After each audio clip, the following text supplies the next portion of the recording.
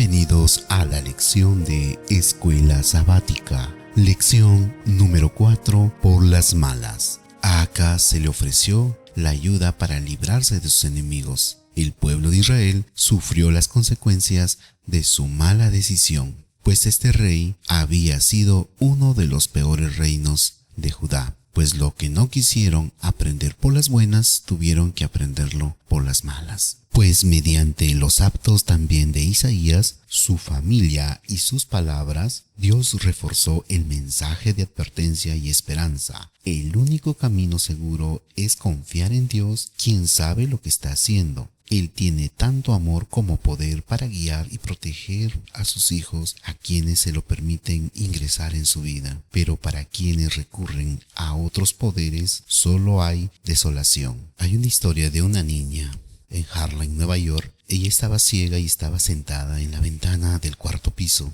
Los bomberos estaban preocupados porque la niña parecía que iba a saltar.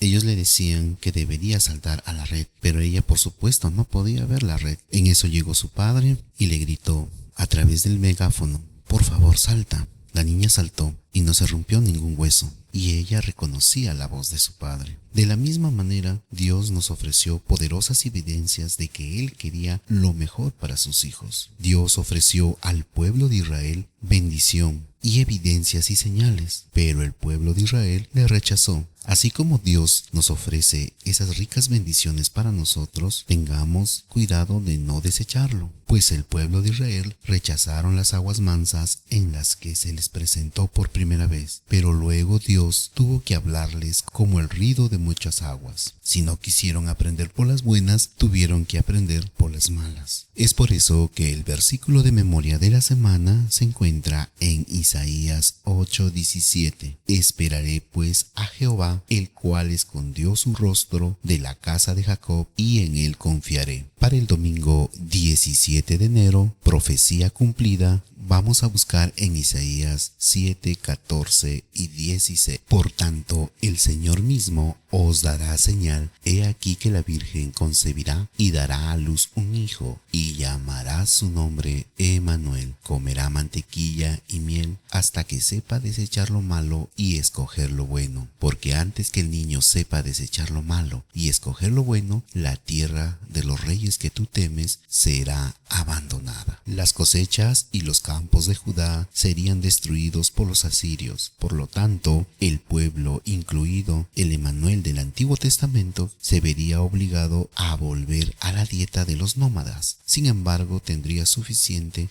para sobrevivir. En este día nosotros podemos comprender que la palabra de Dios siempre se cumple. Todo lo que está escrito en su palabra y en las profecías se ha cumplido exactamente como lo dice. Por eso Isaías, al mencionar: porque antes de que el niño sepa desechar lo malo y escoger lo bueno, la tierra de los dos reyes que tú temes será abandonada. Pues en el año 734 a.C., la palabra de Dios predijo: antes de que el niño que iba a nacer o pudiera hablar con claridad, y antes de que tuviera la capacidad de distinguir por sí mismo entre el bien y el mal, los reinos de Israel y Siria ya no existirían. Isaías 8:4, 7 y 16. 2 años después, en el año 732 a.C., cuando el hijo de Isaías tenía poco más de un año y todavía empezaba a hablar sus primeras palabras, Siria fue conquistada y absorbida por el imperio asirio. 12 años después, en el año 722 a.C.,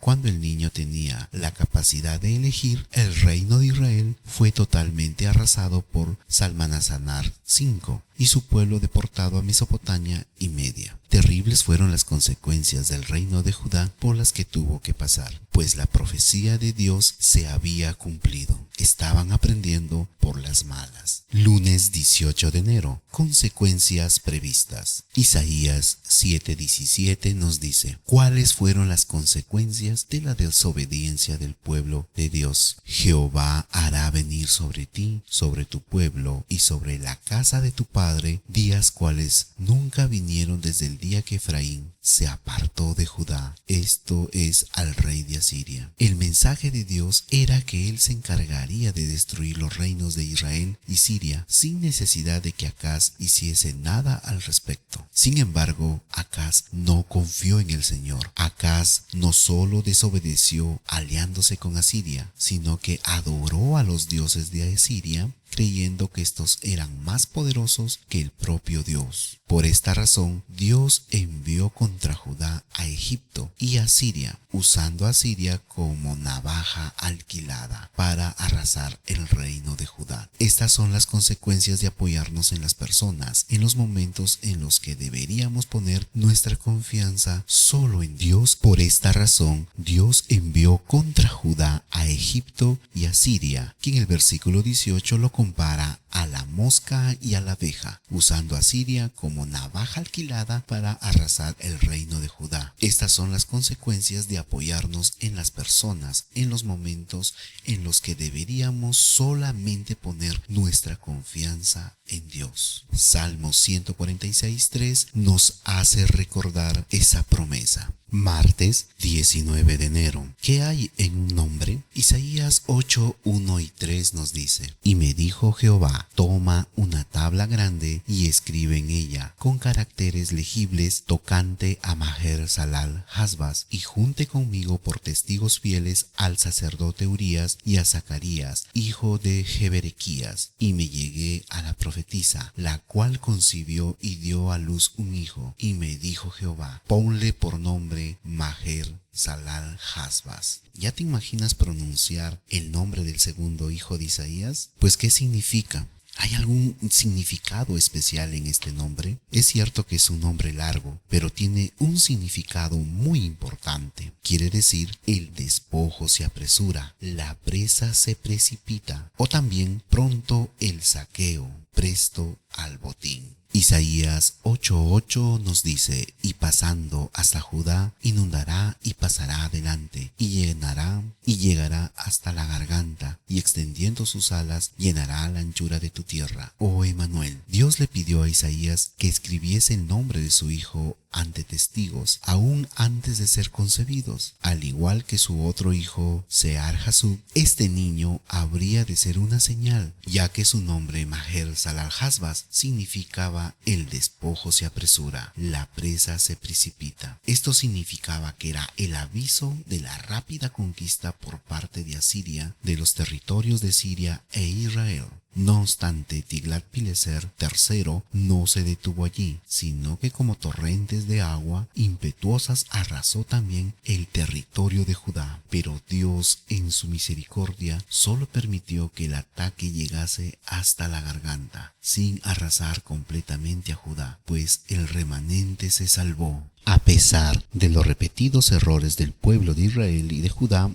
el Señor también hoy en día está dispuesto a perdonarnos y a salvarnos. Miércoles 20 de enero. Nada que temer cuando tenemos a Dios. En su primer discurso inaugural, el presidente estadounidense Franklin Roosevelt dijo a una nación desanimada por la Gran Depresión: a lo único que debemos temerle es al miedo mismo, pues asimismo Isaías dio un mensaje a los deprimidos del pueblo de Dios: no tenemos nada de qué temer cuando tememos a Dios. Isaías 8:13 nos dice: a Jehová de los ejércitos, a él santificad, sea él vuestro temor y él sea vuestro miedo. Isaías fue advertido de no hacer lo que hace la mayoría, ni de temer miedo de lo que la mayoría tiene miedo, ni temer lo que la mayoría teme. A quien debemos santificar y obedecer, también temer y respetar, e incluso temerlo. El verdadero temor de Dios significa que lo reconoces como el poder supremo del universo. Si Él está de tu lado, nadie más puede tocarte sin su permiso. Si está en tu contra porque te has rebelado contra Él, entonces sí tendrías que tenerle miedo.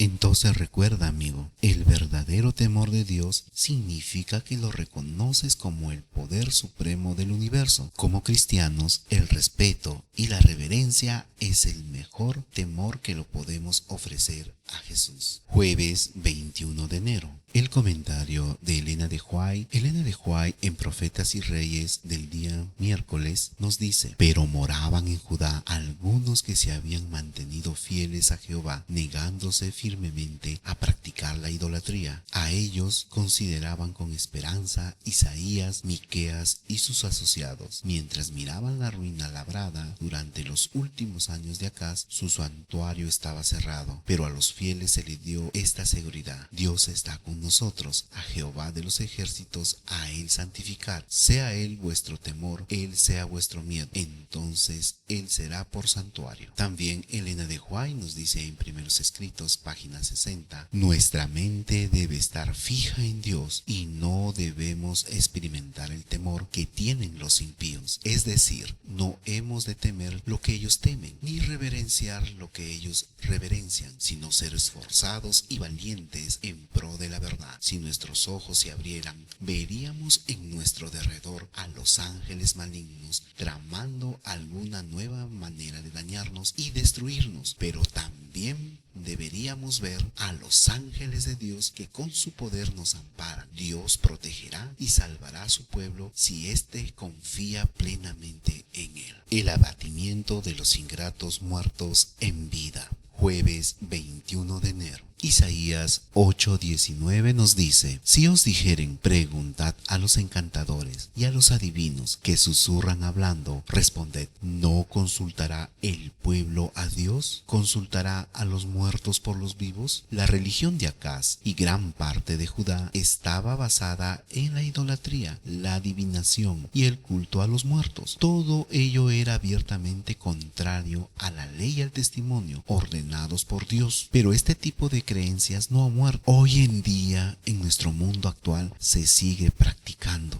y en muchos lugares del mundo. Aunque no se pretenda hoy adorar ídolos abiertamente, el espiritismo, la brujería moderna, la nueva era, ha impregnado en nuestra cultura creencias relativas referente a los muertos, que se comunican con los seres vivos y ellos deciden o adivinan su futuro. Actores de televisión, gente renombrada, políticos, han impregnado sus mentes con esta cultura. Pues nosotros, los cristianos, basados en la Biblia, debemos rechazar firmemente estas mentiras. Apartarse de ellas es una cuestión de lealtad y confianza y reverencia a nuestro Dios. Viernes 22 de enero. Para estudiar y meditar. En los tiempos de los hebreos había una clase de personas que pretendía, como los espiritistas de nuestros días, mantener comunicaciones con los muertos. Pero la Biblia declara que los espíritus protectores o espíritus familiares, como se solía llamar a los visitantes de otros mundos, son espíritus de demonios. La costumbre de tratar con espíritus o el espiritismo fue declarada abominación para el Señor. La costumbre de tratar con espíritus o espiritismo fue declarada abominación para el Señor y estaba solemnemente prohibida bajo pena de muerte. Aún en el nombre de brujería es objeto de desprecio en la actualidad. Como cristianos debemos analizar el tema del espiritismo, tal como aparece en las películas, los libros, la televisión y la cultura popular. Si no se puede hacer nada para detenerlo, entonces podemos alertar a otras personas sobre los peligros que, aunque parezcan distracciones inofensivas, al final nos llevarán a la muerte.